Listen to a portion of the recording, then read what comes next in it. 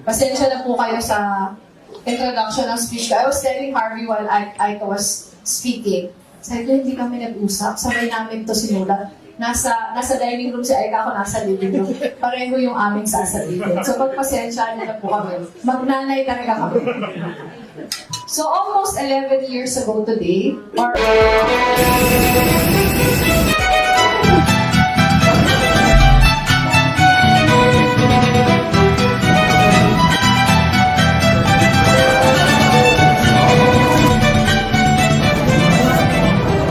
on August 18 of 2012, we lost Jesse so unexpectedly. One of the challenges that we faced at that time was how do we continue his legacy and how do we keep his memory alive?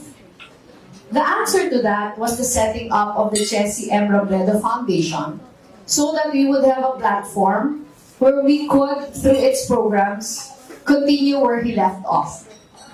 Ito po ay sa paniniwalang mayroon siyang nasimulan na hindi dapat masayang. May pamana siyang halimbawa, may iniwang mga aral na magagamit nating instrumento para maabot ang pinangarap niyang bayan. Taking stock of the last 10 years, we took these imperatives to heart. We have done a lot of programs on, nakita niyo naman kanina during the video presentation, on education, health, and poverty alleviation. We did nutrition programs, we set up water filtration systems, we did a big tabangay project in Eastern Samar, right after it was devastated by Typhoon Yolanda. Kami ni Penny yung pumunta doon. We also did pneumococcal vaccinations for senior citizens in 11 towns all over the country. We did reading programs and many other things.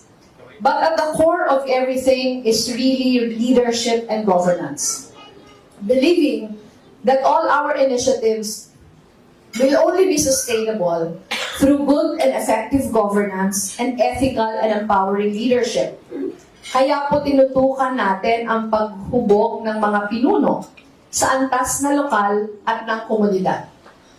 Our Chinelas Youth Leadership Program and Youth for Communities Leadership Caravan are focused on honing youth leaders in the community in the values and principles that Jesse stood for and lived out, especially that Chinelas leadership brand, with the hope that we will be able to develop more servant leaders who will look at public service as a call to really serve, not to be served. We launched Young Leaders for Good Governance Fellowship Programs for young local officials, yung iba ng mga alumni na dito ngayong gabi. So thank you very much for joining us. The program is focused on health governance and is meant to mentor young local officials in innovating health systems reforms in their respective constituencies. The fifth batch of our YLGG fellows, tama ba, just finished their third module,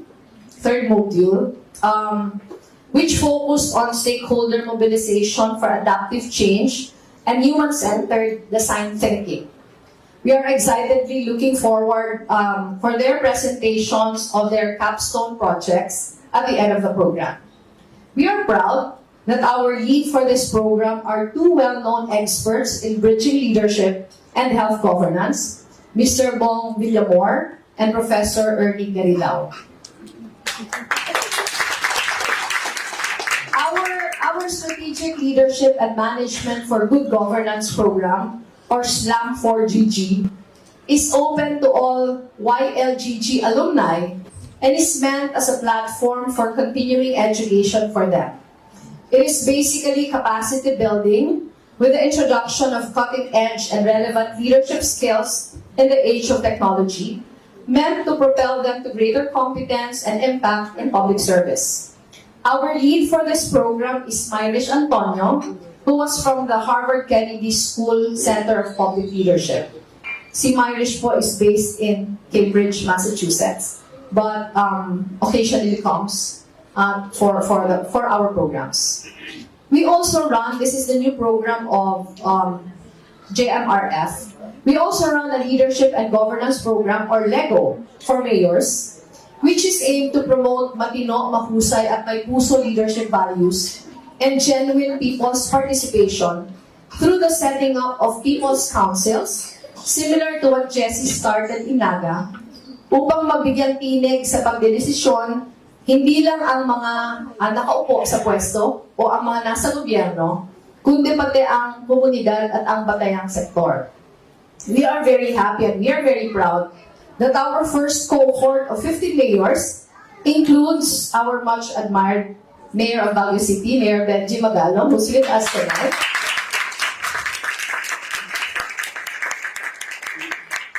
Marami ka pong fans dito, Mayor Benji.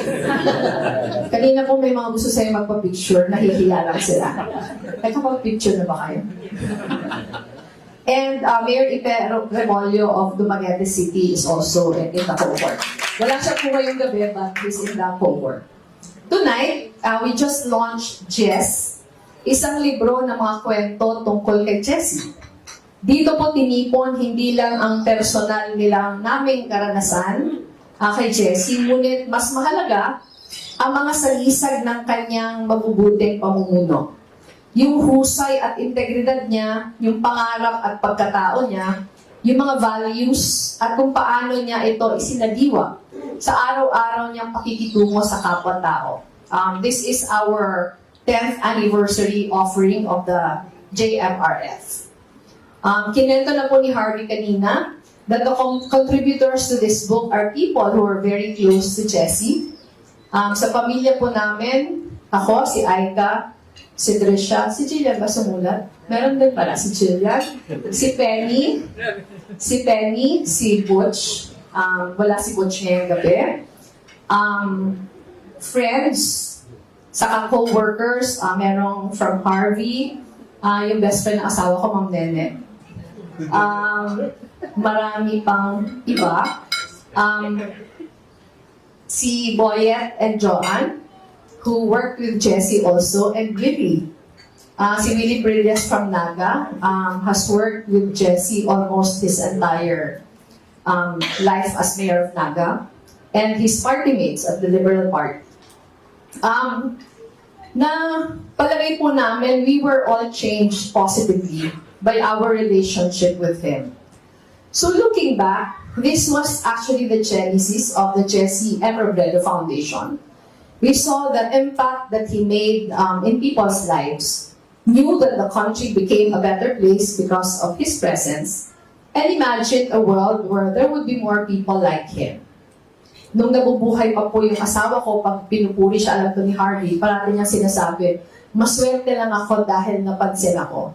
Pero mas marami pang mga local officials na mas mabubuti at mas mahuhusay kesa sa akin. And it is our task to look for them and celebrate them. Because we need the examples of these good public servants to inspire more public servants to be in their midst. So our stated goal as a foundation is to introduce and perpetuate Jessie's legacy of genuine public service, good governance, and transformative leadership. We want to build more leaders of character. We want to help build more Jessie Robredos. We maintain our focus on local leadership because, as Jessie believed, that for meaningful transformation to happen, development and growth must be anchored on democratic and inclusive governance at the local level. More than anything else, we are building our own community of leaders. Leaders who, beyond their obvious competence, show character. This is something that Jessie truly believed in, and something to which I have also subscribed over the years. Yung gasgas na sigurong sinabi ni Jessie before, character is the most important ingredient of leadership. Parang memorize na yun naman kaya natin. Kasi lagi natin sinasabi. Pero siguro ang parati nating tanong, sinasabuhay ba natin? So, yun yung parating pamantayan.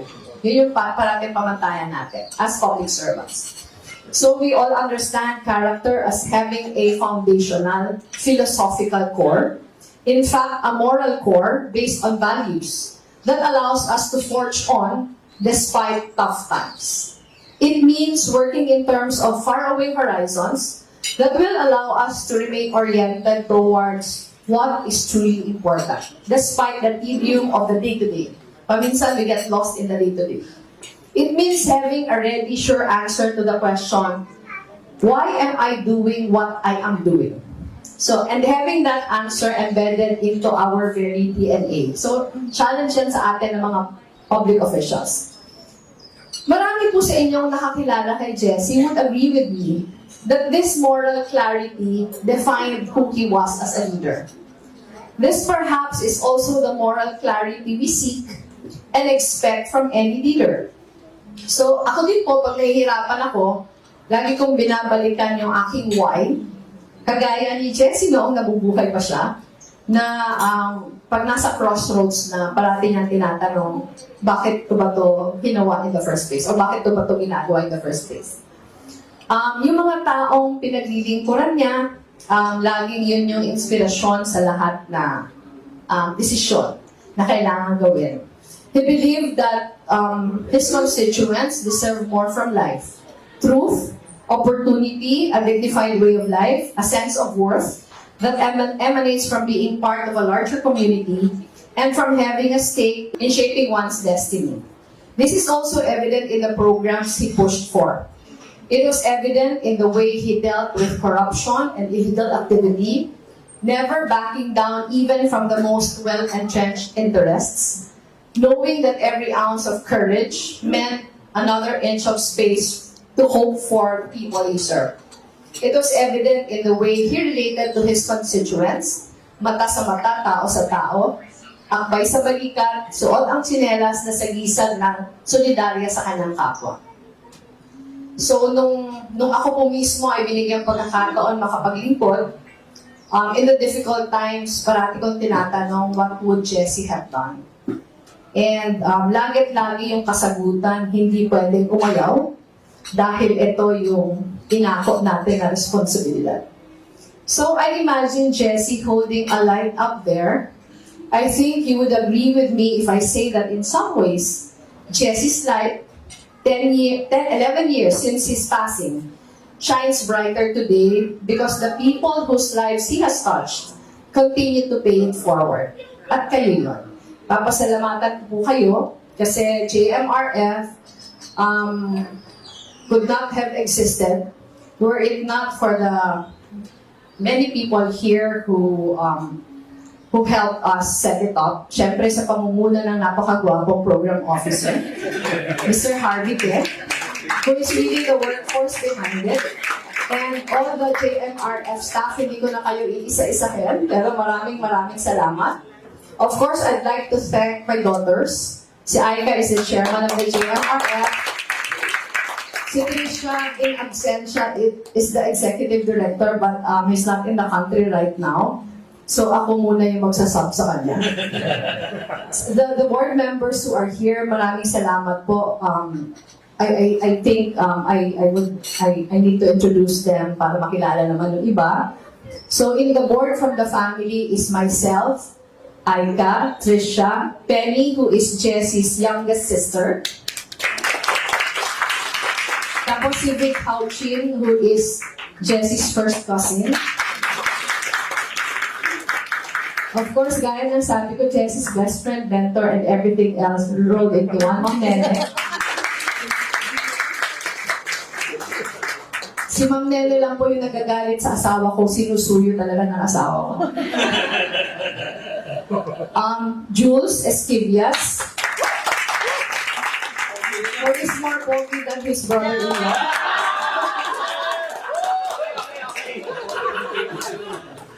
Sino pa na yun? Si Mark.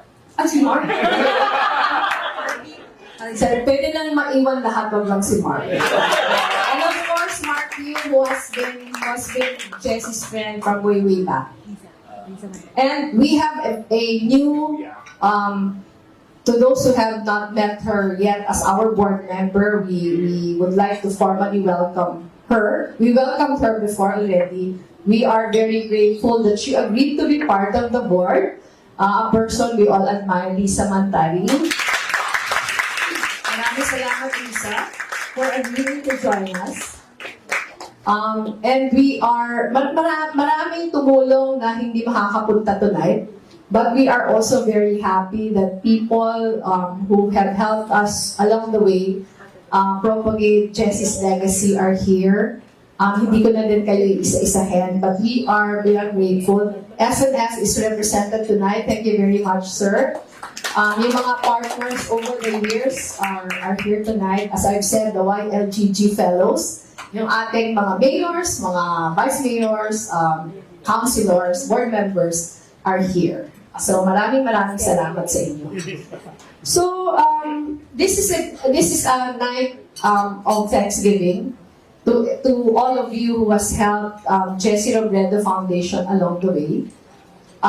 Where we are beyond grateful. So sa inyo pong lahat, maraming salamat. We look forward to more partnerships with you in the future. We are excited with all the possibilities. Lalo na ngayong wala na ako in public office. Mas buwelo na ako makagalaw. So, ano po ito? 10 years. It has been a very short 10 years. May nagsasabi si Harvey na 10 years, parang sabi ko, 10 years na ba? Pag sinasabi mag-11-year death anniversary na si Jess, parang it seemed like yesterday only. So 10 years is a long time, 11 years from his death is a long time.